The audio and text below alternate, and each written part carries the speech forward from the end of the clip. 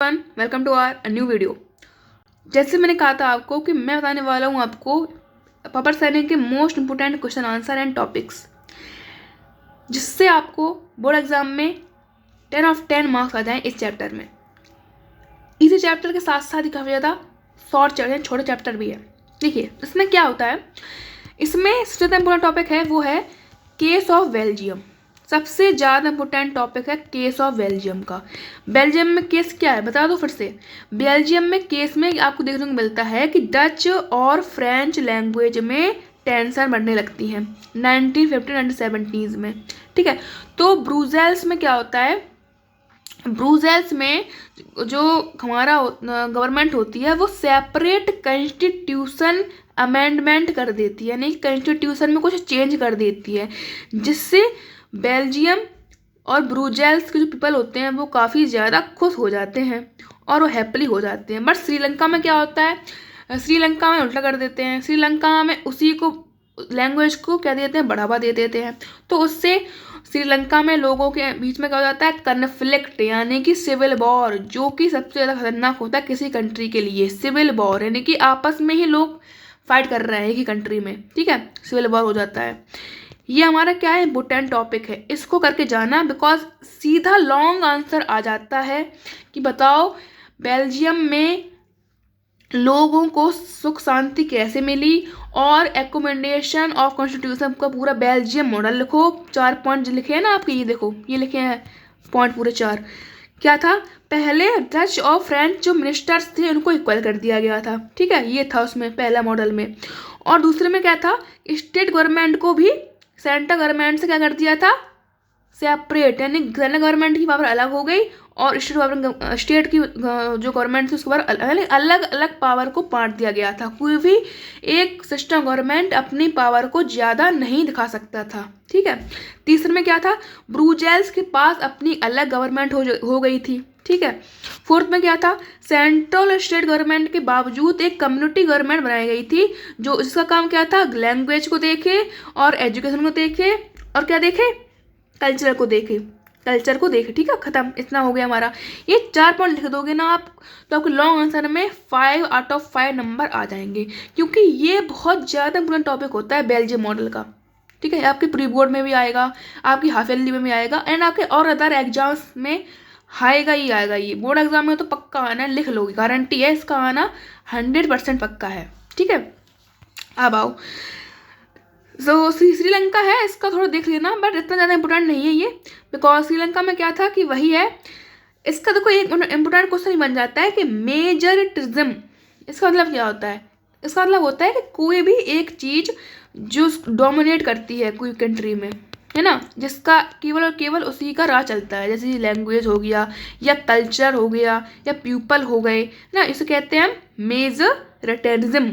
ठीक है, ये हो गया हमारा, तो इसको आप पढ़ लीजिए, लेकिन इतना ज़्यादा इंपॉर्टेंट नहीं है तो बेल्जियम वाला है। ठीक है, चलिए अब आते हैं यहाँ, ये देखो ये आ गया हमारा question number 2, most important. 2 number में तो आएगा ही आएगा।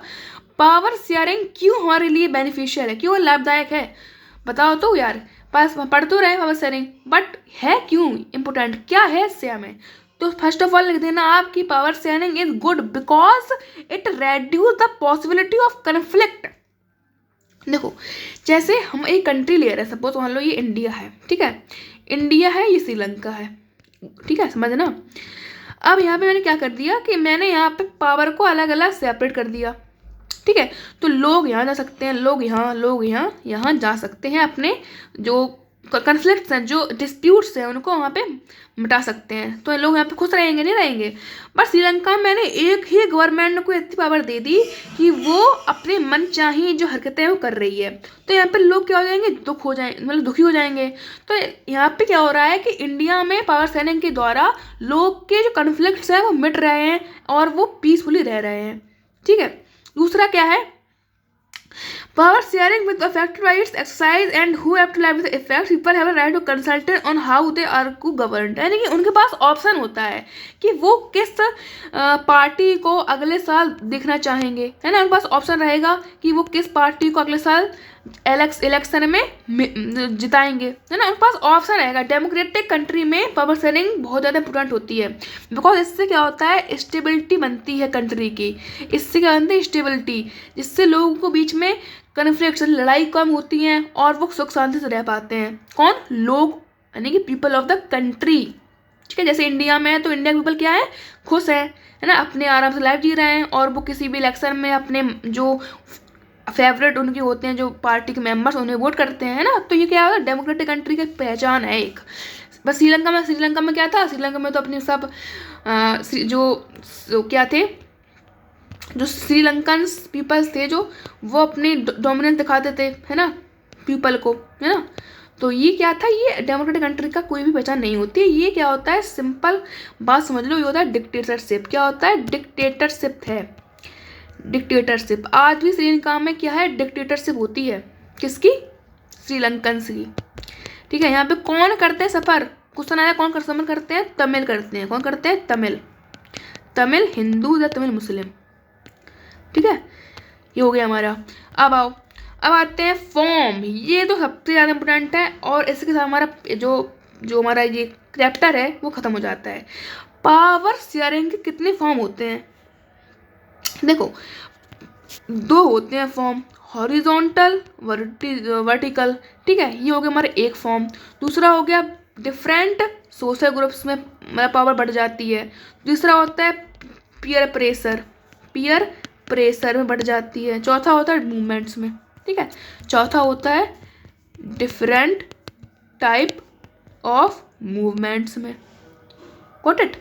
अब देखते हैं, जैसे कि हाँ, ऑर्गन्स ऑफ गवर्नमेंट क्या क्या होते हैं। देखो ऑर्गन्स ऑफ गवर्नमेंट, देखो पहले बता देता हूँ वर्टिकल और हॉरिजॉन्टल में क्या फ़र्क होता है। देखो हॉरिजॉन्टल यानी कि सीधा सीधा, वर्टिकल यानी कि लेटा वाला। तो हॉरिजॉन्टल में कौन कौन से आ जाते हैं आपके, हॉरिजॉन्टल में आ जाते हैं आपके लेजिस्लेचर, एग्जीक्यूटिव और जुडिशरी, ठीक है। ये आते हैं horizontal form of power sharing में। अब बात करें vertical form of power sharing में, इसमें कौन आते हैं, इसमें आते हैं आपके वर्टिकल में कौन आते हैं, सिंपल लिख लो, सेंट्रल, स्टेट, लोकल, ठीक है। लोकल गवर्नमेंट कब हुई थी इंट्रोड्यूस, याद है 1992 में। MCQ में आ जाएगा, इसको याद कर लेना। 1992 में कौन हुई थी, लोकल गवर्नमेंट इमर्ज हुई थी। इसका टॉपिक भी है पूरा आपके चैप्टर में, डिसेंट्रलाइजेशन, ठीक है, डिसेंट्रलाइजेशन इन इंडिया, ठीक है। किस में ये है टॉपिक, वो है फेडरलिज्म में। फेडरलिज्म चैप्टर में पूरा टॉपिक है, तो उसको मैं पढ़ाऊंगा अगले वीडियो में। लेकिन अभी समझ लो आप कितना है, इतना समझ लो 1992 में गवर्नमेंट थी लोकल वाली, वो आपकी इमर्ज हुई थी, ठीक है।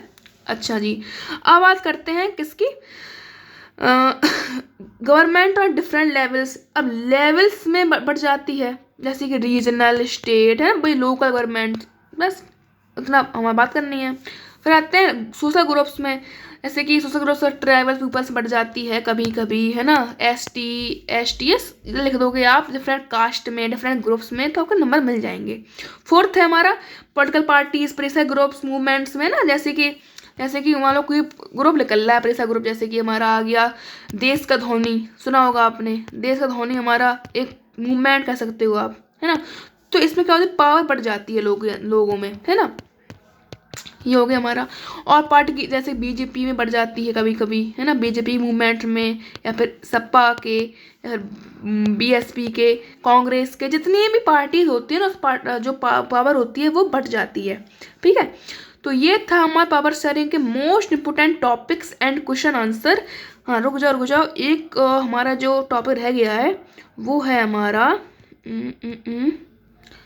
नहीं सब हो चुका है मेरे हिसाब से तो, सब हो चुका है। तो इसी के साथ एंड करते हैं इस वीडियो को हम। इसके साथ thanks to Byju's the learning app for the notes and for the amazing facilities. Bye bye, see you soon. Bye bye.